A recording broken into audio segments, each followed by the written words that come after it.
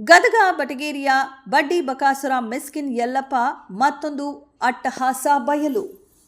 6 ಲಕ್ಷ ಸಾಲಕ್ಕೆ ಬೆಲೆ ಬಾಳುವ 15 ಗುಂಟೆ ಜಾಗ ಬಳಸಿಕೊಂಡ ಯಲ್ಲಪ್ಪ. ರಿವಾಲ್ವರ್ ತೋರಿಸಿ ಆಸ್ತಿ ಪತ್ರಕ್ಕೆ ಸಹಿ ಮಾಡಿಸಿಕೊಂಡ ಬಗ್ಗೆ ಆರೋಪ. ಹೇಮಲತಾ ಜೈನ್ ಎಂಬ ಮಹಿಳೆಯಿಂದ ಆರೋಪ. ಯಲ್ಲಪ್ಪ ಮಿಸ್ಕಿನ್ ಕಿರುಕುಳ ಹಿನ್ನೆಲೆ ತಂದೆ ಹೃದಯಾಘಾತದಿಂದ ಸಾವು. ರಿವಾಲ್ವರ್ ತೋರಿಸಿ ಧಮಕಿ ಹಾಕಿ ಖರೀದಿ ಪತ್ರಕ್ಕೆ ಸಹಿ ಮಾಡಿಸಿಕೊಂಡಿದ್ದಾರೆ.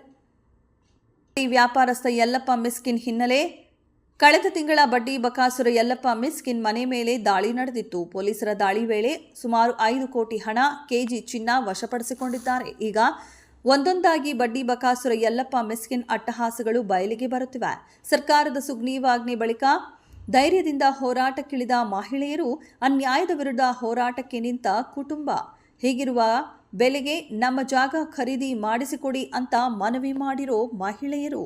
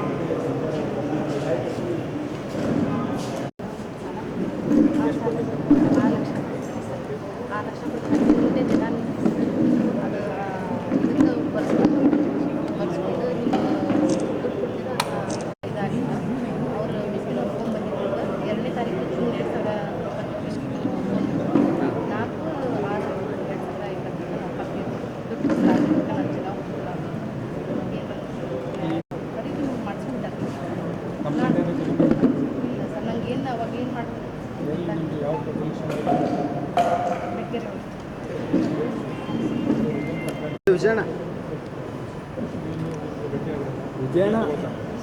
ಇರಲಿ ಬೇಡ್ರಿ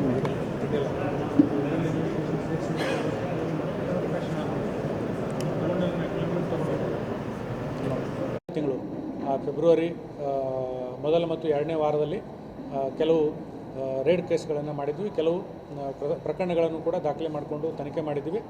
ಯಾವುದಕ್ಕೆ ಸಂಬಂಧಪಟ್ಟಂತೆ ಅಂದರೆ ಮೀಟರ್ ಬಡ್ಡಿಗೆ ಸಂಬಂಧಪಟ್ಟಂತೆ ಮತ್ತು ಅದನ್ನು ಹಿಂಸೆ ನೀಡಿ ವಸೂಲಿ ಮಾಡ್ತಕ್ಕಂಥ ಕೆಲವು ವ್ಯಕ್ತಿಗಳ ಮೇಲೆ. ಸೊ ಈ ಪ್ರಕರಣಗಳನ್ನು ದಾಖಲಿಸಿಕೊಂಡು ತನಿಖೆ ನಡೀತಾ ಇದೆ. ಈ ಸಮಯದಲ್ಲಿ ನಮಗೆ ಇನ್ನೂ ಕೆಲವರು ಕೆಲವು ವ್ಯಕ್ತಿಗಳು ಮುಂದೆ ಬಂದು ಅವರು ಸಾಕ್ಷಿಗಳನ್ನು ಕೊಡುವುದು ಬಾಕಿ ಇದೆ. ಅಂದರೆ ಕೆಲವು ದಾಖಲಾತಿಗಳನ್ನು ಅವರು ಐಡೆಂಟಿಫೈ ಮಾಡಲಿಕ್ಕೆ ಮತ್ತು ಕೆಲವರು ಇನ್ನೂ ಬಂದು ಅಂದರೆ ಹೇಳಿಕೆ ಕೊಡೋದು ಎಲ್ಲ ಬಾಕಿ ಇದೆ.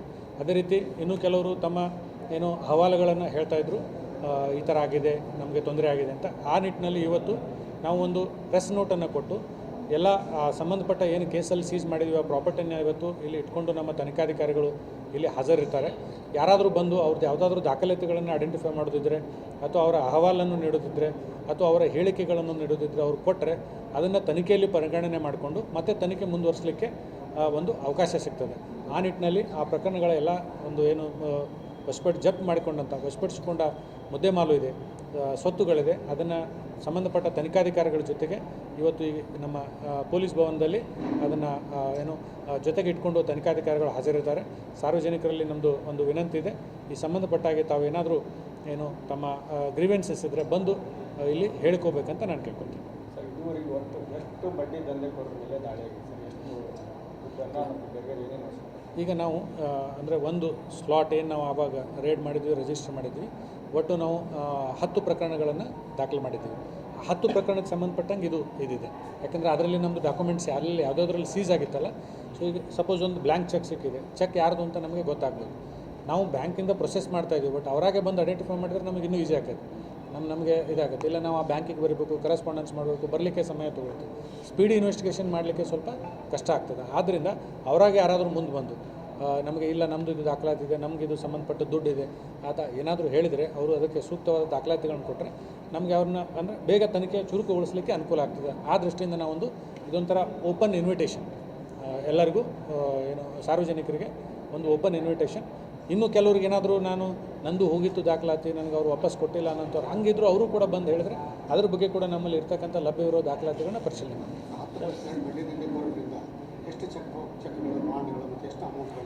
ಈಗ ನನಗೆ ಎಕ್ಸಾಕ್ಟ್ ಫಿಗರ್ ಗೊತ್ತಿಲ್ಲ, ಯಾಕಂದರೆ ಬೇರೆ ಬೇರೆ ಕೇಸಲ್ಲಿ ಬೇರೆ ಬೇರೆ ಇರ್ತಾರೆ, ತಮಗೆ ಆಮೇಲೆ ಕೊಡ್ತೀನಿ. ಅಂದರೆ ಟೋಟಲ್ ಅಮೌಂಟು ಚೆಕ್ ಆವಾಗ ಪ್ರೆಸ್ ಮೀಟ್ ಮಾಡಿದ್ವಿ. ಈಗ ಸಪ್ರೇಟ್ ಕೇಸಸ್ ವೈಸ್ ತೊಗೋಬೇಕಾಗ್ತದೆ. ಅದು ಎಲ್ಲಪ್ಪ ಮಿಸ್ಕಿನ್ ಮೇಲೆ ಆಗಿದೆ. ಇದರಲ್ಲಿ ಅವನ್ನ ಬಗ್ಗೆ ನೀವು ಸೀಜ್ ಮಾಡಿದಂಥ ಟೋಟಲ್ ಎಷ್ಟು ಚೆಕ್ಗಳು ಎಷ್ಟು ಬಾಂಡ್ಗಳು? ಅದೇ ಈಗ ನನಗೆ ಸ್ಪೆಸಿಫಿಕ್ ಫಿಗರ್ ಈಗ ಸದ್ಯಕ್ಕೆ ನೆನಪಿಲ್ಲ. ಸೊ ನಾನು ಅದನ್ನು ನೋಡ್ಕೊಂಡು ಬೇಕಾದ್ರೆ ಆಮೇಲೆ ತಮಗೆ ಪ್ರಶ್ನೆ ಕಳಿಸ್ತೇನೆ. ಅದರಲ್ಲಿ ಏನಾದರೂ ಅಮೌಂಟಲ್ಲಿ ಏನು ಮೆನ್ಷನ್ ಮಾಡೋದಿದೆ ಸರ್ ಚೆಕ್ ಬಾಂಡಲ್ಲಿ ಸರ್? ಅಲ್ಲಿ ಈಗ ಅದೇ ಏನಾಗಿದೆ, ಖಾಲಿ ಚೆಕ್ಗಳಿದ್ದಾವೆ, ಕೆಲವುದ್ರಾಗ ಹೆಸರು ಇದ್ದಾವೆ, ಕೆಲವುದ್ರಾಗ ಹೆಸರು ಕೂಡ ಇಲ್ಲ. ಸೊ ಏನಾಗುತ್ತೆ, ಈ ಹೆಸರಿದ್ದವ್ರಿಗೆ ನಾವು ಕರೆಸಿ ವಿಚಾರಣೆ ಮಾಡ್ಬೋದು, ಹೆಸರಿಲ್ಲದವ್ರಿಗೆ ಸ್ವಲ್ಪ ಕಷ್ಟ ಆಗ್ತದೆ.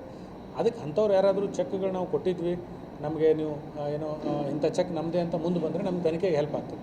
ಆ ನಿಟ್ಟಿನಲ್ಲೇ ನಾವು ಇದನ್ನು ಆ ಥರ ಬರ್ತಾರೆ ಸರ್? ಎಷ್ಟು ಜನ ಬಂದಿದ್ದಾರೆ ಸರ್? ಈಗ ಕೆಲವು ಜನರು ಬಂದಿದ್ದಾರೆ, ಜಸ್ಟ್ ಇನ್ನೂ ಕೆಲವರು ಜನ ಬರ್ಬೋದು. 2 ಗಂಟೆವರೆಗೆ ನಮ್ಮ ಅಧಿಕಾರಿಗಳು ಇಲ್ಲೇ ಹಾಜರಿರ್ತಾರೆ. ಸೊ ಅದನ್ನು ಕಂಪ್ಲೀಟ್ಲಿ ಅದೆಲ್ಲ ಪರಿಶೀಲನೆ ಮಾಡಿ ಅವ್ರ ಹೇಳಿಕೆಗಳನ್ನ ಪಡೆದುಕೊಂಡು ಮುಂದೆ. Thank you sir.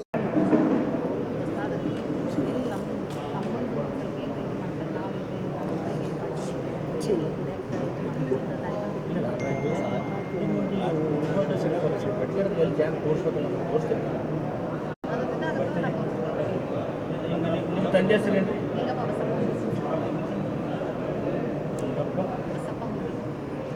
ಎಷ್ಟು ಒಟ್ಟು ನಮ್ಗೆ ಎಷ್ಟು ಆಸ್ತಿ ಒಟ್ಟು? 15 ಗುಂಟೆ. ತಾಯಿ ಹೆಸರು?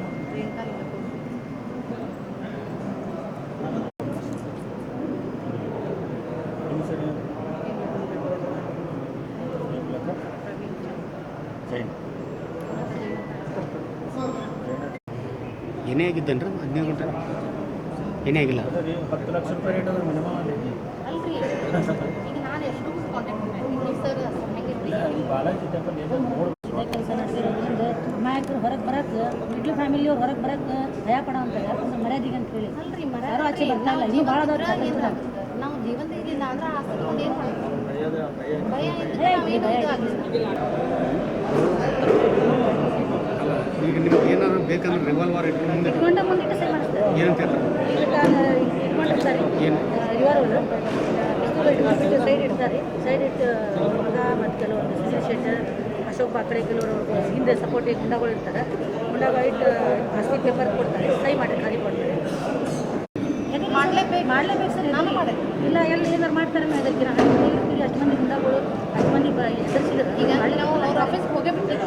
ಅವಾಗ ನಮ್ಮ ಪವರ್ ಅವ್ರು ಏನು ಹೇಳ್ತಾರೆ ಮಾಡಲೇಬೇಕು. ನಾನು ಈಗ ಮತ್ತೆ ಹೇಳಕ್ಕೆ 15 ನವಂಬರ್ 2024 ಬಂದು 10 ಗಂಟೆಗೆ ರಿವಾಲ್ವರ್ಗೆ ಎದುರು ಸೈ ಮಾಡ್ತಾರೆ. ಮಾಡಲೇಬೇಕು ಸರ್. ಹೆದರ್ಕಿ ಜೀವ ಹೆದರ್ಕಿ ಎಲ್ಲಿ ಏನು ಮಾಡಿಬಿಡ್ತಾರೋ ಅಂತ ಹೆದರ್ಕಿ ಮಾಡಲೇಬೇಕು. ರಿವಾಲ್ವರ್ಗೆ ಹೆದರು ಮತ್ತೆ ಅಲ್ಲಿ ಹೋಗಿ ಯಾಕೆ ಸೈ ಮಾಡ್ತಾರೆ? ಮನೆ ಕಬ್ಬಾಳಿಕೆ ಮಾಡ್ತೀನಿ ಅಂತ ಮತ್ತು ಮಾನ ಮರ್ಯಾದೆಗೆ ನಾವು ಹೋಗ್ಲೇಬೇಕಾಗುತ್ತೆ. ಇಲ್ಲ ಕುಡಿದ ನಿಷೇಧದಲ್ಲಿ 8-10 ಗಂಟೆ ಮನೆಗೆ ಬರ್ತಾರೆ. ಮತ್ತು 8-10 ಮಂದಿ ಸೇರಿ ಕುಡಿದ ನಿಷೇಧದಲ್ಲಿ ಬಂದು ಬಾಯಿ ಬಂದ ಮಾತಾಡಿದ್ರೆ ನಾವು ಅಡುಗೆ ಮನೆಯಾಗ ಇರೋರು ಓನರ್ಗಳು ನಮ್ಗೆ ಸಮಸ್ಯೆ ಮಾಡ್ತಾರೆ. ಆ ಹೆದರ್ಕಿ ನಾವು ಆಫೀಸಿಗೆ ಹೋಗ್ಲೇಬೇಕಾಗುತ್ತೆ. ಹೋದ್ರೂ ಒಂದು ಹೋಗದಿದ್ರು ಒಂದು ಆ ಥರ ಐತೆ ಸರ್. ಏನು ಸಮಸ್ಯೆ ಆಗಿದೆ ನಿಮಗೆ? ನಮ್ಮ ತಂದೆಯವ್ರು ರೀ ಯಲ್ಲಪ್ಪ ಮಿಸ್ಕಿನವ್ರ ಕಡೆ 6 ಲಕ್ಷ ರೂಪಾಯಿ ಇಸ್ಕೊಂಡಿದ್ರು ರೀ. ಇಸ್ಕೊಂಡಿದ್ದಕ್ಕೆ ಹೊಳ್ಳಿ ಕೊಡ್ಲಾರ್ದಕ್ಕೆ ನಾವು 15 ಗುಂಟೆ ಜಾಗನ ಅವ್ರಿಗೆ ಅವತ್ತಿನ ಬೆಲೆ ಸಿಗ್ಲಾರ್ದಕ್ಕೆ ಕೊಡಬೇಕಾಯ್ತು. ಇಲ್ವಾ ನೀವು ದುಡ್ಡು ಕೊಡ್ತೀರಾ ಅಥವಾ ಸೈನ್ ಮಾಡ್ತೀರಾ ಅಂತ ಹೇಳಿದ್ರೆ, ಇಲ್ಲ ಎತ್ತಕೊಂಬರ್ತೀವಿ ನೋಡಿ ನೀವು ಹೆಂಗೆ ಮಾಡ್ತೀರಿ ಅಂತ ನಾವು 3 ತಿಂಗಳ ನಮ್ಮ ಅಪ್ಪಾರ ಬಡ್ಡಿ ಕೊಟ್ಟಿದ್ರು ರೀ. ನಾವು ನಿಂಗಪ್ಪ ಬಸಪ್ಪ ಹುಂಬಿ ಅಂತ ಹೇಳ್ರಿ 15 ಗುಂಟೆ ಜಾಗ ಇಡ್ತಿದ್ವಿ. ಆಮೇಲೆ ಅವರು ನಮ್ಮಪ್ಪರ 2ನೇ ತಾರೀಕಿಗೆ ಫೋನ್ ಮಾಡಿದ್ರು 2 ಜೂನ್ 2020 ಹೆಂಗೆ ದುಡ್ಡು ಕೊಡ್ತೀಯೋ ಅಥವಾ ನಮ್ಮ ಮಂದಿ ಕೊಟ್ಟು ಕಳಿಸಿ ನಿಮ್ಮ ಅಪ್ಪರನ್ನ ಎತ್ಕೊಂಬರ್ಬೇಕಾ ಅಥವಾ ಹೆಂಗೆ ಅಂತ. ಸರ್ ನೋಡಿರಿ ನೀವು ಹೇಳ್ದಂಗೆ ಮಾಡ್ತೀವಿ, ನಮ್ಮ ಅಪ್ಪರಿಗೆ ನಾ ಹೇಳ್ತೇನೆ ರೀ ಹೋಗಿ ಸೈನ್ ಮಾಡಿ ಅಂತ ಹೇಳಿ 2ನೇ ತಾರೀಕಿಗೆ ಅವ್ರು ಫೋನ್ ಮಾಡ್ಯಾರ. 4ನೇ ತಾರೀಕಿಗೆ ನಮ್ಮ ಅಪ್ಪಾರ ಒಂಥರ ಶಾಕ್ ಆಗಿ ತೀರ್ಕೊಂಡ್ಬಿಟ್ರಿ. ಈಗ ನಮ್ಮದು ಹಣನೂ ಹೋತು ಗುಣನೂ ಹೋತು ರೀ. ಇವ್ರಿಗೆ ಸರ್ಗೆ ದುಡ್ಡಿಂದು ಮುಖ್ಯ, ಅದ್ರ ಮನುಷ್ಯನ ಮುಖ್ಯತೆ ಇದ್ದಿದ್ದಿಲ್ಲ. ಆದರೂ ಮನುಷ್ಯ ಹೋದ್ಮೇಲೂ ಆ ಜಗಕ್ಕೊಂದು ಬೆಲೆ ಏನೈತಿ ಅಂತ ಆ ಬೆಲೆ ಪ್ರಕಾರ ನಮ್ಗೆ ದುಡ್ಡು ಕೊಟ್ಟಿದ್ರೆ ನಮಗೆ ಇವತ್ತು ಕಷ್ಟ ಇರ್ತಿದ್ದಿಲ್ಲ. ನಮಗೊಬ್ಬ ತಮ್ಮ ಅದನ್ ರೀ, ಅವ್ಗೆ ಇರಾಕೂ ಮನೆ ಇಲ್ಲ, ಏನೂ ಇಲ್ಲ. ಎಲ್ಲ ಆಸ್ತಿ ಇದ್ದವ್ರಿಗೂ ಹೆಣ್ಣು ಸಿಗಾಕನ ಈಗಿನ ಕಾಲದಾಗ ಕಷ್ಟ ಐತಿ. ಈಗ ಮನೆ ಇಲ್ದವ್ರಿಗೆ ಮರ್ಯಾದೆ ಇರಲ್ಲ. ಆ ಪ್ರಕಾರ ಈಗ ನಮ್ಮ ತಮ್ಮಗೂ ಒಂದು ಜೀವನ ಬೇಕಲ್ಲ, ಮನೆಯೂ ಇಲ್ಲ, ಮರ್ಯಾದೆನೂ ಇಲ್ಲ, ಆಮೇಲೆ ಮದುವೆನೂ ಇಲ್ಲ. ಹೀಗಾಗಿ ನಮ್ದು ಭಾಳ ಕಷ್ಟ ಆಗೈತೆ ರೀ. ಆಸ್ತಿ ಬರ್ಸ್ಕೊಂಡಾರ ಹಾಂ, ಆಸ್ತಿ ಬರ್ಸ್ಕೊಂಡು ಅವ್ರ ಮಗನ ಹೆಸರಿಂದ ಬೆಟಗೇರಿ ಒಳಗೆ ರೀ ಬಾಲಾಜಿ ಗುಡಿಯಿಂದ ಐತ್ರಿ. ಹಾಂ, 15 ಗುಂಟೆ ಐತ್ರಿ ಸರ್. ಪ್ರೆಸೆಂಟ್ ರೇಟ್ ರೀ ಸರ್ ನೋಡು ನಮ್ಗೆ ಇಲ್ಲಿ ಐಡಿಯಾ ಇಲ್ಲ. ನಾನು ಮದುವೆಗೆ 20 ವರ್ಷ ಆಯ್ತು ರೀ, ರಾಜಸ್ಥಾನಕ್ಕೆ ಇರ್ತೀನಿ. ಇಲ್ಲಿದು ಒಂದು ಸಣ್ಣ ಹಳ್ಳಿಯೊಳಗೆ 1 ಗುಂಟೆಗೆ 2 ಲಕ್ಷ ಐತ್ರಿ. ಇದು ಸಿಟಿ ಏರಿಯಾ. ಸಿಟಿ ಪ್ರಕಾರ ಎಲ್ಲರಿಗೂ ನಾನು ಕೇಳಿದೆ, ಇದು ಬೆಟಗೇರಿ ಒಳಗೆ ಅಥವಾ ಗದಗ ಇದ್ರಾಗ ನಾನು ಕಾಂಟ್ಯಾಕ್ಟ್ ಮಾಡಿದಾಗ ಅವ್ರೇನಂದ್ರು, ಕಡಿಮೆ ಅಂದರೂ ಒಂದು 5 ಲಕ್ಷ ಇರುತ್ತಮ್ಮ, ನೀವು ವಿಚಾರ ಮಾಡಿರಿ ಅಂತ. 5 ಲಕ್ಷ ಅಂದ್ರೆ ನನ್ನ ಸೈಟಿನ ಬೆಲೆ 45 ಲಕ್ಷ ರೂಪಾಯಿ ಆಗುತ್ತೆ ರೀ. ನಿಮ್ಮದು ದುಡ್ಡು ಇದು ಮಾಡಿಕೊಂಡು ನನಗೆ ಉಳಿದ ದುಡ್ಡು ಕೊಡಬೇಕು, ಇಲ್ಲ ನಾನು ನಿಮಗೆ ದುಡ್ಡು ಕೊಡ್ತೀನಿ, ನನ್ನ ಜಾಗ ಬಿಟ್ಕೊಡ್ರಿ ಅಂತ ವಿನಂತಿ ಮಾಡ್ಕೋತೀನಿ ನಾನು. ಏನಂತಾರೆ ಈಗ? ಎಷ್ಟು ಸಾಲ ಇಸ್ಕೊಂಡಿದ್ರಿ? 6 ಲಕ್ಷ. 6 ಲಕ್ಷ ರೂಪಾಯಿ ಇಸ್ಕೊಂಡಿದ್ದೆ ರೀ ನಾನು. ಈಗ ಬಡ್ಡಿ ಎಷ್ಟು ಕೊಟ್ಟಿದ್ರಿ? 6 ಲಕ್ಷಕ್ಕೆ ಬಡ್ಡಿ ಎಷ್ಟು ಕೊಟ್ಟಿದ್ರಿ? ನಮ್ಮ ತಂದೆಯವರು 3 ಸರಿ ಕೊಟ್ಟಾರ್ರಿ. ಬಡ್ಡಿ ತೊಗೊಂಡಿದ್ರಿ? 3% ತೊಗೊಂಡಿದ್ದಾರೆ. 3%. ಬಟ್ ನಿಮ್ಗೆ ಬೆದರಿಸಿ ಇದು ಮಾಡಿ ನಿಮ್ಮ ತಂದೆಗ ದುಡ್ಡು ಕೊಡ್ತಾರ ಅಥವಾ ನಮ್ಮ ಕಡೆ ಮಂದಿ ಅದಾರವ, ನಾವು ಕಾರ್ಗೆ ಕೊಟ್ಟು ಕಳಿಸಿ ನಿಮ್ಮ ಅಪ್ಪರನ್ನೇ ತೊಗೊಂಬರ್ತೇವೆ ನೋಡು ಅಂತಂದ್ರೆ ರೀ. ಹಾಂ, ಅಂದ್ರೆ ನೋಡಿರಿ ಸರ್, ಹಾಗೆ ಇದು ಮಾಡಿಬಿಟ್ರೆ ನಾನು ನಮ್ಮ ತಂದೆಯವ್ರಿಗೆ ಹೇಳ್ತೀನಿ, ನೋಡಿರಿ ನಮ್ಮ ಮೇನ್ ನಮ್ಗೆ ತಂದೆಯವರು ಜಾಗ ದುಡ್ಡು ಮುಖ್ಯ ಅಲ್ಲ, ಹೀಗಾಗಿ ನೀವು ಅಪ್ಪಾಜಿ ಹೋಗಿ ಸಹಿ ಮಾಡಿಬಿಡ್ರಿ ಅಂತ ಹೇಳಿದೆ ನಾನು. 2ನೇ ತಾರೀಕಿಗೆ ಫೋನ್ ಬಂದಿತ್ತು ರೀ. 4ನೇ ತಾರೀಕಿಗೆ ನಮ್ಮ ಅಪ್ಪಾಜಿ ತೀರ್ಕೊಂಡ್ರಿ. ಸೈನ್ ಮಾಡ್ಯಾರಣ್ಣ? ನನಗೂ ಸರ್ ಕರೆಸಿ 2020 ವಿಕಾಸ್ ಅವ್ರ ಹೆಸರಿಂದ ರಿಜಿಸ್ಟ್ರಿ ಮಾಡಿಸ್ಕೊಂಡ್ರಿ ಅವ್ರು. ಖರೀದಿ ಮಾಡಿಸ್ಕೊಂಡ್ರಿ. ಆಮೇಲೆ ನಂಗೆ 14 ನವಂಬರ್ಗೆ ನಾನು ಇಲ್ಲಿ ಬಂದೆ ರೀ. 14 ನವಂಬರ್ 2024ಕ್ಕೆ ಕರೆಸಿದ್ರು. ಇಲ್ವಾ ಕೋರ್ಟ್ನಾಗ ಏನೈತಿ ನಿಮ್ದು ಕೇಸ್, ಅದನ್ನು ಬಂದು ಕೋರ್ಟಿಗೆ ಸಹಿ ಮಾಡ್ಬೇಕಂತ ಹೇಳಿದ್ರು. ಆಯ್ತು ಸರ್ ಅಂತಂದು ನಾನು ಬಂದೆ. ಅವತ್ತು ವಕೀಲರು ಭೇಟಿ ಆಗಬೇಕು, ವಕೀಲರು ಸಿಗಲಿಲ್ಲ. ಆಮೇಲೆ ಅವ್ರ ಆಫೀಸ್ನಾಗ ಇದ್ಕೊಂಡು ಮತ್ತು ನಮ್ಗೊಂದು ರೂಮಿನ ವ್ಯವಸ್ಥೆ ಮಾಡಿದ್ರು. ಆ ರೂಮ್ನಾಗೆ ಇರಿಸಿದ್ರು. ನೋಡ್ಕೊಂಡೆಲ್ಲ ಒಳ್ಳೆಯಿಂದ ನೋಡ್ಕೊಂಡಾರ. 15 ನವಂಬರ್ 2024ಕ್ಕೆ ಬೆಳಿಗ್ಗೆ ನೋಡ್ರಮ್ಮ ಸಹಿ ಮಾಡ್ರಿ. ಅವರು ಆಫೀಸಿಂದ ಒಂದು ಇದು ಕೊಟ್ಟಾಗ ಅದು ಆಫೀಸ್ನಿಗೆ ಏನಿತ್ತು ಅಂತ ಹೇಳ್ತಾರೆ, ಸಾಲ ತಗೊಡ್ತಾರಂತ ಹೇಳಿತ್ತು. ಸರ್ ನೀವು ಹೇಳಿದ್ದು ಕೋರ್ಟ್ನಾಗ ಹೋಗಿ ಸಹಿ ಮಾಡೋದು, ಇವಾಗ ನಿಮ್ಮ ಆಫೀಸ್ನಾಗ ನಂಗೆ ಸಹಿ ಮಾಡಕ್ಕೆ ನಂಗೆ ಯಾಕೋ ಒಂಥರ ಇದಾಗತ್ತೆ. ನಾನು ನಮ್ಮ ಮಮ್ಮಿ ಅಳ್ಕೋತ ಸಹಿ ಮಾಡ್ಕೊಂಡು ಬಂದೀವಿ ರೀ ಅವ್ರ ಆಫೀಸಿಂದ. ಬ್ಲ್ಯಾಂಕ್ ಹಳಿ ಒಳಗೆ ಸಹಿ ಮಾಡ್ತಾರೆ ರೀ 4-5. ಹ್ಞೂ ರೀ. ಇತ್ತಾಗ ಅಂದ್ರೆ ರೀ ಅವ್ರು ಇತ್ತಾಗ ಬಂದುಗಿಟ್ಟಾರ, ಇತ್ತಾಗ ಸಹಿ ಮಾಡಂತ ಹೇಳಿದಾರೆ. ಇತ್ತ ನಮ್ಮ ಕಡೆ ಅಂದ್ರೆ ರಿವಾಲ್ವರ್ ಇತ್ತು ಒಂದು ಸಣ್ಣದೇನೋ ಅವ್ರ ಆಫೀಸ್ನಾಗ. ಹಾಂ, ಇತ್ತಾಗ ಸೈಡ್ ಇಟ್ರ ಇತ್ತಾಗ ಸಹಿ ಮಾಡಂತ ಹೇಳ್ತಾರೆ ರೀ. ಹ್ಞೂ ರೀ. ಹಾಂ, ಹೆದರಿ ಮಾಡೀವ್ರಿ ಸರ್. ಈಗ ನಮ್ಮ ಕಡೆ ನಮ್ಮ ತಂದೆಯವ್ರ ಹಂಗಾರ ಹೋಗ್ಯಾರ. ನಮ್ಮ ತಮ್ಮ ಒಂದು ಸ್ವಲ್ಪ ಹಳ್ಳಿದು ವಾತಾವರಣ ಗೊತ್ತೇ ಇರುತ್ತಲ್ಲ, ಇದಕ್ಕೆ ನಾವು ನೀವು ನಿಮ್ಮ ಮಮ್ಮಿಯವರ ಬರ್ರಿ ಅಂದಿದ್ರಿ. ಆ ಪ್ರಕಾರ ನಾನು ನಮ್ಮ ತಾಯಿಯವರ ಬಂದೀವಿ. ಹ್ಞೂ ರೀ.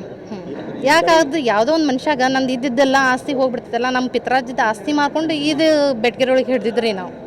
ಹಾಂ, ಅದು ಹೋಯ್ತು ಅಂತಂದ್ರೆ ಮತ್ತು ನಾನು ನನ್ನ ಮಕ್ಳಿಗೇನು ಮಾಡ್ಲಿಕ್ಕೆ ಆಗ್ಲಲ್ಲ ಅಂತಂದು ಒಂದು ಶಾಕ್ ಆಗಿ ತೀರ್ಕೊಂಡ್ರಿ ಅವರು. ಹಾಂ, ಅದು ನಂಗೆ ನ್ಯಾಯ ಬೇಕಂತೇಳಿ ನಾನು ಬಂದೇನೆ ರೀ. ಏನಂದ್ರೆ ಈಗ? ಹಾಂ, ನಾನು ನಿಮ್ಗೆ ಇದು ಕೊಡ್ತೇನೆ. ಕಂಪ್ಲೇಂಟ್ ಬರೆದು ಕೊಟ್ಟಿರೋ? ಹಾಂ, ಈಗ ಕೊಟ್ಟೇವ್ರಿ ಸರ್. ಕೊಟ್ಟಿರಿ? ಹ್ಞೂ ರೀ. ಏನಂತ ಈ ಥರ ಬಂದು ಪಕ್ಕಕ್ಕೆ ಇಟ್ಟೆ ಎದುರಿಸಿ ಈ ಥರ ಸಹಿ ಮಾಡ್ಕೊಂಡಿರೋ ಎಲ್ಲ ಬರೆದಿರಿ? ಹಾಂ, ಎಲ್ಲ ಬರ್ದೇನೆ ರೀ. ಹ್ಞೂ ರೀ. ನಿಮ್ಮ ಹೆಸರು? ಹೇಮಲತಾ ಜೈನ್ ಇಲ್ರಿ, ನಾನು ರಾಜಸ್ಥಾನ ಇರ್ತೀನಿ. ಹ್ಞೂ ರೀ. ಅಂದ್ರೆ ಇಲ್ಲಿ ಒಂದು ಪರಿಸ್ಥಿತಿ ನಮ್ಮ ಕರ್ನಾಟಕದೊಳಗೆ ಏನೈತೆ ರೀ, ವರದಕ್ಷಿಣೆ ಐತಲ್ಲ, ವರದಕ್ಷಿಣೆ 20 ವರ್ಷದಿಂದ ನಮ್ಮ ಅಪ್ಪಾಜಿಗೆ ಕೊಡೋಕ್ಕಾಗ್ಲಾರ್ದಕ್ಕೆ ಅಲ್ಲಿ ಮದುವೆ ಮಾಡಿಕೊಟ್ರಿ ನಂಗೆ.